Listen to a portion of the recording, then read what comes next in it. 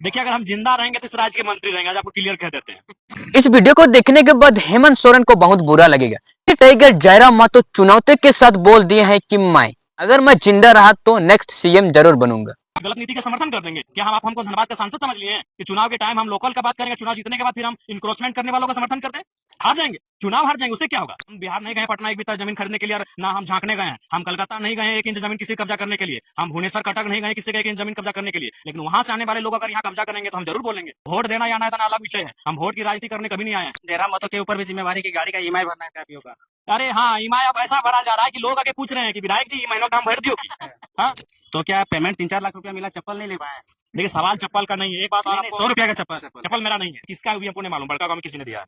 10 सालों बाद उनके पास कितना जमीन बचेगा? नहीं बचेगा, क्योंकि यहाँ के ओरिजिनल जो लोग, उनके पास पैसा नहीं है, उनके पास रिस्क नहीं है। वो आउटसाइडर लोग दुनिया भर का पैसा लगाएंगे। हमारा जमीन का रेट भी उन्होंने बढ़ाया है, हमारी जमीन का रेट भी उन्होंने बढ़ाया है। आज जितने जो बड़ी बड़ी सड़कें गुजरेंगी, आज आपको लिख के बोलते रहे, उसके बाद जो जमीन का बिक्री होगा वो आउटसाइडर लोग खरीदेंगे। इसीलिए ये नियम बिल्कुल प्रतिबंधित होना चाहिए, और नहीं तो आने वाले दिनों में आप धनबाद जाइए, ढांगी का स्थिति देखिए, ढोकरा का स्थिति देखिए, कोलाकुसमा का स्थिति देखिए। धनबाद के जितने गांव हैं जो आज से 25-30 साल पहले गांव के नाम से जाने जाते थे, जहां वहां के लोग रहते थे, आज आप सर्वे कर लीजिए, उनकी आबादी 15 से 10% हो गई है। सारा जमीन खत्म हो चुका है। ये बहुत बड़ा, मतलब हमने एक समय आक्रमण सुना था कि पड़ोसी राजा आक्रमण करके हमारी जमीनों को कब्जा करता था। इस बार आक्रमण नहीं होगा, इस बार अतिक्रमण होगा। नाम बदल चुका है। पहले आक्रमण होता था, सिकंदर ने आक्रमण किया था, मुगलों ने आक्रमण किया था, अंग्रेजों ने आक्रमण किया था। इस बार अतिक्रमण होगा। तो क्या जयराम मतों डंके की चोट में अभी भी कह सकते हैं कि हम पूंजीवाद और जो बाहरी भीतरी का जो खेल है, राजनीति उसी पे राजनीति करेंगे? नहीं, हम सच्चाई पे राजनीति करेंगे। हमारे लोगों का जो हिस्सा है उस हिस्से को बचाने पे राजनीति करेंगे। हम बिहार नहीं गए पटना एक बित्ता जमीन खरीदने के लिए, और ना हम झांकने गए हैं। हम कलकत्ता नहीं गए 1 इंच जमीन किसी कब्जा करने के लिए। हम भुवनेश्वर कटक नहीं गए किसी का 1 इंच जमीन कब्जा करने के लिए। लेकिन वहां से आने वाले लोग अगर यहाँ कब्जा करेंगे तो हम जरूर बोलेंगे। वोट देना या ना देना अलग विषय है, हम वोट की राजनीति करने कभी नहीं आए हैं। हम यहाँ के जो जेन्युइन मुद्दे उसकी राजनीति करने आए हैं। लोगों को योग्य लगे, लोगों ने हमें विधायक बना, 5 साल हम देखेंगे, लोगों को योग्य नहीं लगेगा, हमें नहीं चुनेंगे। हम कभी डरा धमका के नहीं आए कि अगर आप हमको भी वोट नहीं देंगे तो आपका काम बिगाड़ देंगे। अभी बहुत सारे लोग ऐसे आए थे, चूंकि आप मान के चलिए यहाँ के जो विधायक हैं वो अभी आज जो पूर्व विधायक रहे, जो भी रहे, पड़ोस के विधायक रहे, आज जितने भी विधायक रहे, वो जनता के बीच आप जाकर ओरिजिनल पूछिएगा, वो कहीं ना कहीं जो लोग उनको वोट नहीं करते हैं उनसे वो एक टेंशन का भाव रखते हैं। हमारे एक मित्र हैं, उन्होंने कहा कि हमारे घर में केवल मोदी का फोटो था कि 2 साल हमारा काम नहीं किया था, क्योंकि वो विधायक जी जेएमएम पार्टी से थे। तो इस तरह के बहुत सारे विषय आते हैं। हमने अपनी काबिलियत पे जनता से वोट मांगा है, जनता ने हमें काबिलियत से वोट दिया है, 5 साल हमें अवसर दिया है। अगर 5 साल उन्हें ठीक लगेगा, अगला बार भी हमें वोट करेंगे, नहीं लगेगा अपने आप में गिरावट आ जाएगा। लेकिन जयराम जी, सामने नगर निगम का चुनाव है, अगर ऐसा बयान देंगे तो आपके वोटर्स करते जाएंगे, जो बाहरी खास करके यूपी देखिए, बिहार से। वोटर्स कटे, वोटर्स बढ़े, उसकी कोई परवाह नहीं है। झारखंड के लोगों का अस्तित्व बचे, इसकी परवाह है। हमारी उम्र क्या है? आज 30 साल हम हो चुके हैं, 60 साल के बाद मर जाएंगे। लेकिन झारखंड के लोगों का भविष्य 60 साल के बाद क्या होगा, उसकी हमें चिंता है। एक वो जमीन नहीं बचने जा रहा है। अब कोई यहाँ अपराजय नहीं होता है, हर किसी को एक दिन यहाँ हार के जाना पड़ता है। लेकिन अपनी जीत के डर से कि हम हार ना जाए चुनाव, हम किसी गलत नीति का समर्थन कर देंगे क्या? हम आप हमको धनबाद का सांसद समझ लिए हैं कि चुनाव के टाइम हम लोकल का बात करेंगे, चुनाव जीतने के बाद फिर हम इंक्रोचमेंट करने वालों का समर्थन करते हैं? हार जाएंगे, चुनाव हार जाएंगे, उससे क्या होगा? झारखंड के लोगों का जीत हो, क्यों स्वीकार करेंगे बताइए आप? आज देखिए ना, यही बगल में बेरमचंद्रपुरा है, यहाँ के लोकल लोगों का क्या स्थिति जाके देखिए। जयराम जी अकेले एग्जाम्पल पेश करने के लाए थे, लेकिन काफी हद तक वोट मिला और सक्सेस नहीं कर पाए, तो आगे भी प्रयास कीजिएगा, क्योंकि वोटर्स तो इस प्रकार के बयान से और इस प्रकार की विचारधारा से नहीं जीता जाता। नहीं, देखिए, स्पष्ट है, वोटर जो जेन्युइन जानते हैं वो हमारे साथ है, चाहे वो किसी राज्य के रहे। हमने कभी ये नहीं कहा कि हम यहाँ से चले जाए। हमारे लोग महाराष्ट्र में रहते हैं, लेकिन आप ये जानिए कि महाराष्ट्र में हमारे लोग किस भाव से रहते हैं। महाराष्ट्र में मराठी प्रथम, गुजरात में गुजराती प्रथम, तो झारखंड में झारखंडी प्रथम। जो आते हैं रहते हैं वो दूसरे, अपने आप को दूसरे में गिने। तो क्या पेमेंट 3-4 लाख रुपया मिला, चप्पल नहीं ले पाए? देखिए, सवाल चप्पल का नहीं है। एक बात और आपको, 100 रुपया का चप्पल। चप्पल मेरा नहीं है, आपका भी नहीं? लगभग सुनिए, क्योंकि हमको लगता है चप्पल बहुत जल्दी मेरा भुला जाता है। इसलिए भुला जाता है कि मान के चलिए कहीं आप, इतना भीड़ है, और जाहिर सी बात है उस भीड़ में आप किसी मंदिर में प्रवेश कर गए हैं, आप किसी महापुरुष की मूर्ति में माला चढ़ाने चले गए, स्कॉर्पियो में भी कभी कभी आप चले गए, तो इलेक्शन के टाइम होता है। मैं अभी भी, तो उसमें क्या होता है कि नीचे कोई चप्पल खोजेगा, तो फिर कोई अपना दे दिया। ये किसका है भी हमको नहीं मालूम, बड़का गांव में किसी ने दिया है। बड़का गांव से। दिल करिए, हम बोले तो, और आज के डेट में एक बात याद रखेगा, अगर राजनेता जब तक मोह माया से दूर नहीं होगा, अगर वो अपना, तो जाहिर सी बात, अपना बेटा के प्रति मोह रखेगा, अपना पत्नी के प्रति मोह रखेगा, तो सारा उसका जो माइंड है वो तो प्रॉपर्टी में चला जाएगा कि हम कैसे दाएं बाएं करके प्रोटेक्ट, किसी छुपा थोड़ी है। आज राजनेता जब दिन भर अपना काम करने के बाद शाम को घर जाते हैं तो ईमानदारी से बोलिए क्या चर्चा करते होंगे? यही चर्चा करते होंगे कि एनएच के सामने कौन सा जमीन बिक रहा है 5 एकड़, हम खरीद लेंगे।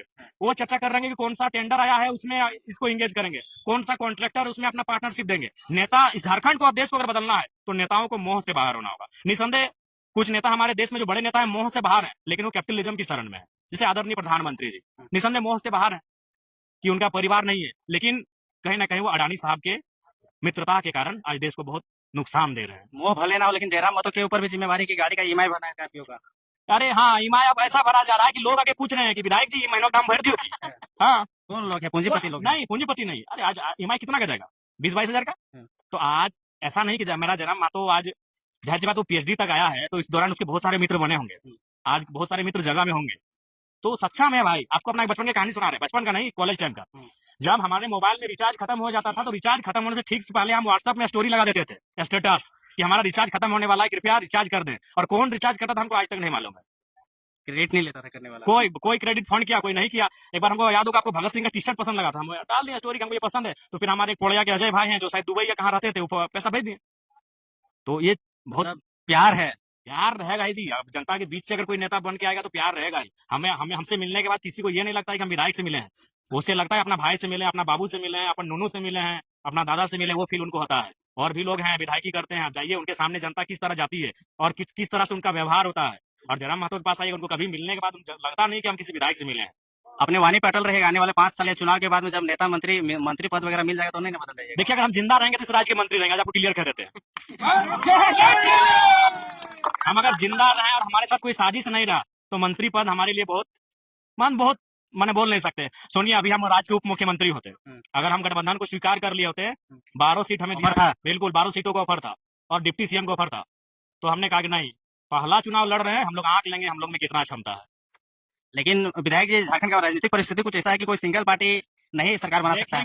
किधर जाना चाह रहे हैं? देखिए उस समय हमने प्रभात खबर के इंटरव्यू में भी कहा था कि हम अभी सत्ता और सिद्धांत की धुरी में आके खड़ा हो गए हैं। एक तरफ हमारा सिद्धांत है और एक तरफ है सत्ता।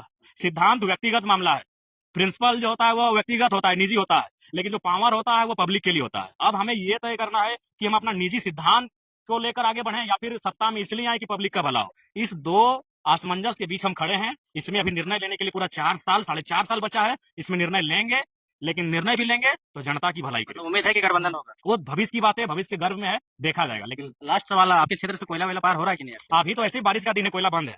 अभी कोयला अगस्त में शुरू होगा। जयराम तो टकटकी निकाल लगा के बैठे हैं।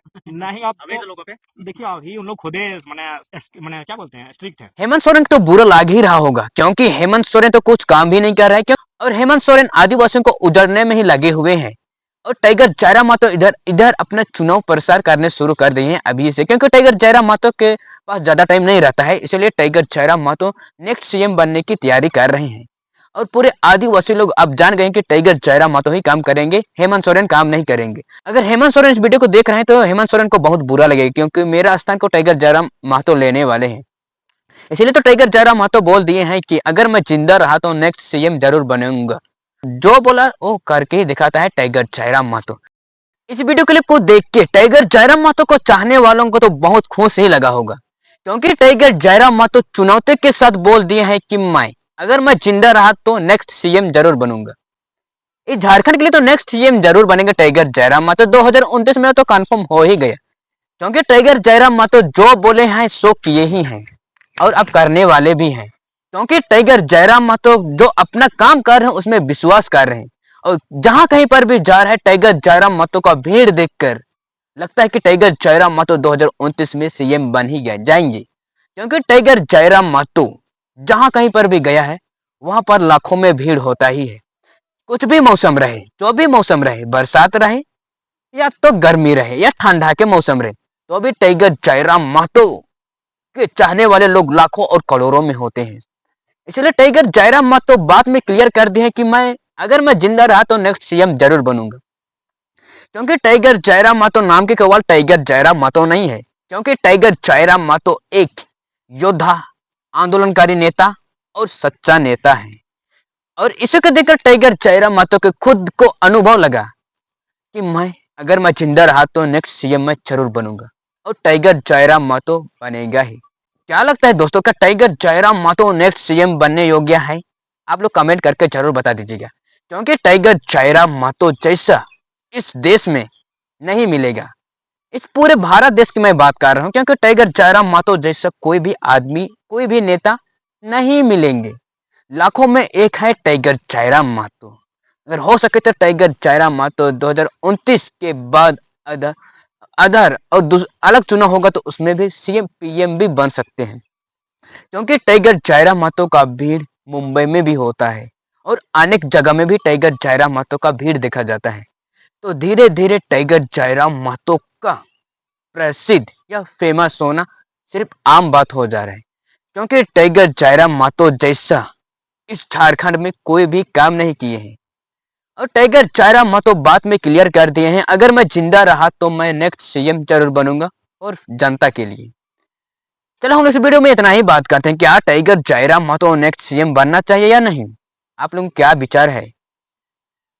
तो चलो हम इस वीडियो में इतना ही बात करते हैं। अगर वीडियो अच्छा लगा तो लाइक एंड सब्सक्राइब कीजिएगा, अपने दोस्तों के साथ जरूर शेयर कर दीजिएगा। मिलते हैं नेक्स्ट वीडियो में। Bye bye, take care all of you.